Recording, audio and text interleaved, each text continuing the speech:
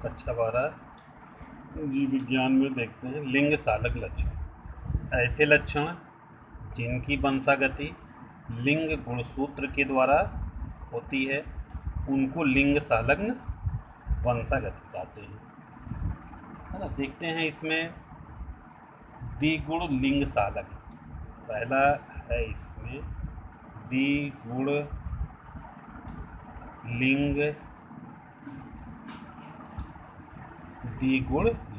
संलग्न। इन लक्षणों के गुणसूत्र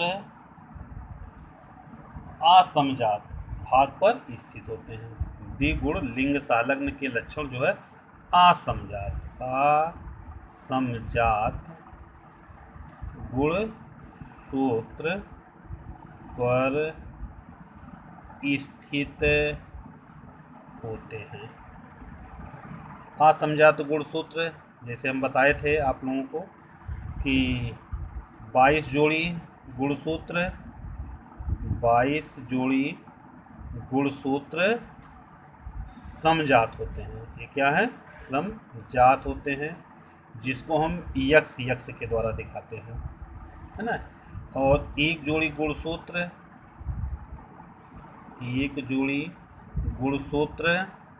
ये होता है असमजात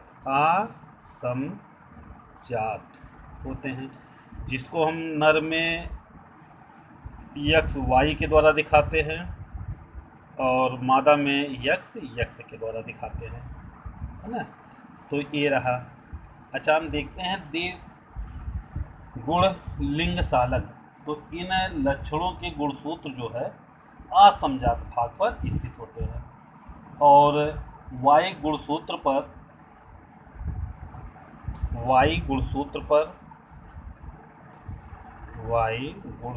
पर इनका एलील नहीं होता है।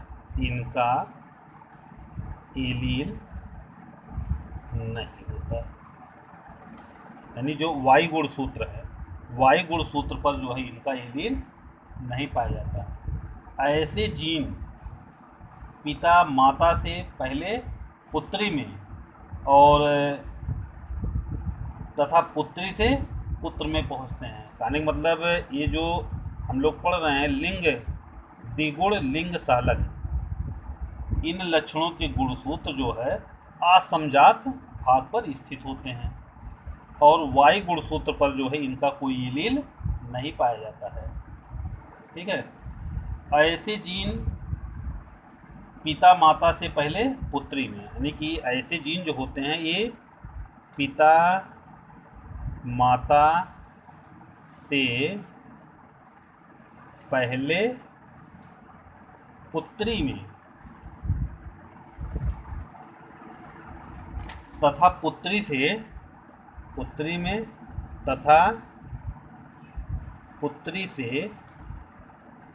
पुत्र में पहुंचते हैं। ठीक। तो ये रहा जो है द्विगुण लिंग संलग्न। द्विलिंग गुण संलग्न में क्या है? ये गुणसूत्र जो है कहाँ पर पाए जाते हैं? असमजात गुणसूत्र में पाए जाते हैं और जो वाई गुणसूत्र होते हैं उन पर जो है इनका कोई एलील नहीं पाया जाता है। ये पिता माता से पहले जो है ये कहाँ पर होगा रोग? ये रोग पुत्री में, और पुत्री से जो है ये पुत्र में पहुँचते हैं। ठीक है। इसको हम कहते हैं द्विगुण लिंग संलग्न गुणसूत्र कहा जाता है। अच्छा, देखिए अगला है इसमें एक गुण लिंग संलग्न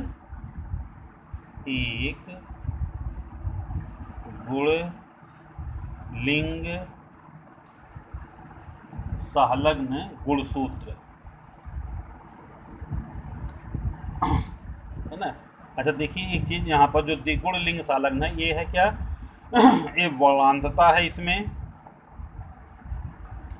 और रतौधी।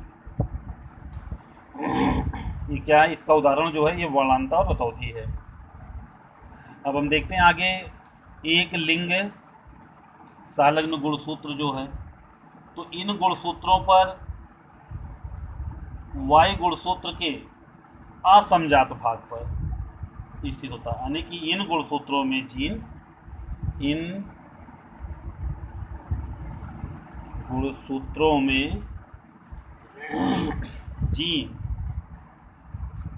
वाई गुणसूत्र पर, वाई गुणसूत्र के असमजात, वाई गुणसूत्र के असमजात भाग पर स्थित होते हैं तथा यक्स गुणसूत्रों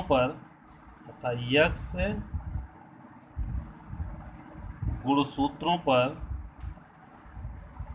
इनका एलील नहीं होता, इनका एलील नहीं होता। यानी कि एक लिंग गुण संलग्न गुणसूत्र में क्या है, इन गुणसूत्रों में जीन वाई गुणसूत्र के असमजात भाग पर स्थित होते हैं तथा यक्स गुणसूत्रों पर इनका एलील नहीं होता है। तो जब यक्स गुणसूत्र पर इनका एलील नहीं होगा तो कहने का मतलब ये लक्षण जो है पिता से सीधे कहाँ पहुँचेंगे, पुत्र में पहुँचते हैं। यानी देखिए यहाँ पर बताया गया ना कि यक्स गुणसूत्र पर इसका एलील नहीं होता है। तो ऐसे लक्षण जो है, ऐसे लक्षण पिता से सीधे कहाँ पर पहुँचेंगे, ये पुत्र में पहुँचता है, पुत्र में पहुँचता है।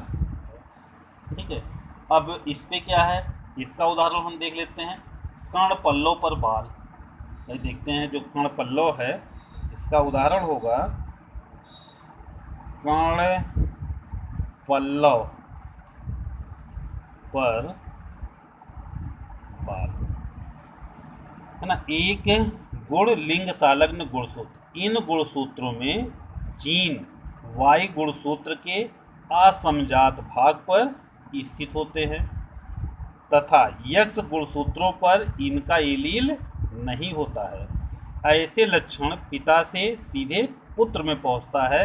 इसका उदाहरण क्या है, कर्ण पल्लव पर बाल की उपस्थिति जो है। तीसरा देखते हैं हम, अपूर्ण लिंग संलग्नी गुणसूत्र।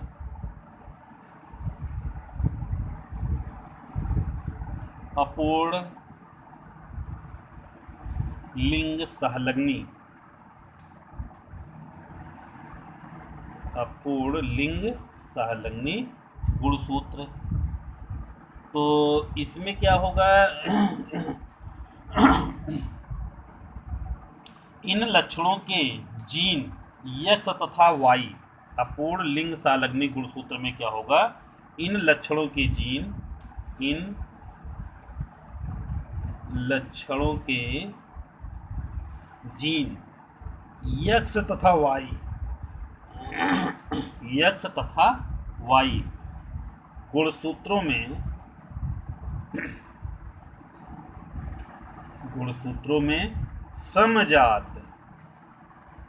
समजात भाग पर स्थित होते हैं, भाग पर स्थित होते। देखिए यहाँ जो है, ये जो अपूर्ण लिंग संलग्नी गुणसूत्र है, ये लक्षण जो है कहाँ पर पाए जाते हैं, ये समजात भाग पर पाए जाते हैं। समजात का मतलब जो 22 जोड़ी यक्स है उस पर जो है इनकी उपस्थिति पाई जाती है।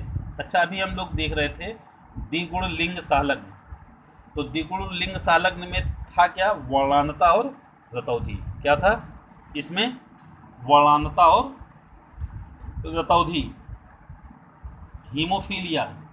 अब इसमें हम देखते हैं कि वर्णांतता, हीमोफीलिया, रतौधी, है ना, एल्केप्टेनूरिया, है ना, तो ये पाए जाते हैं। पहली चीज़ तो यहाँ पर हम देखते हैं वो तो है कि जो वंशागति होती है लिंग गुणसूत्र पर, कुछ यक्स संलग्न होते हैं, कुछ वाई संलग्न होते हैं और कुछ यक्स वाई संलग्न होते हैं।